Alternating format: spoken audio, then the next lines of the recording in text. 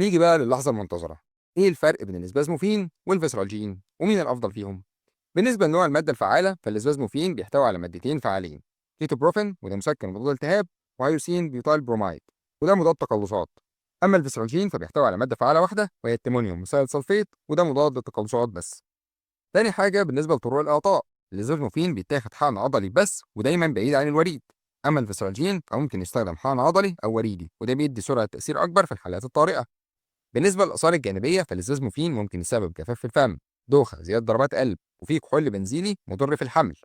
أما الفيسراجين فأقل خطورة على الحوامل والأطفال وآثاره الجانبية تعتبر أخف شوية بسبب إن مش عليه مسكن وكمان مش فيه كحول بنزيني. بالنسبة للحالات المناسبة لكل دواء فالإسبازموفين للحالات اللي فيها ألم مع التهاب واضح أو حاد زي المغص الكلوي أو المراري. أما الفيسراجين فبيكون أفضل للحالات اللي فيها تقلص وتعطل عضلي بدون التهاب قوي. أما بالنسبة للأمان في الحمل فالإسبازموفين ممنوع في الحمل بسبب وجود كحول بنزيني. أما الفيسروجين ممكن يستخدم في الحمل بس بترخيص الدكتور لأنه مصنف كاتيجوري سي.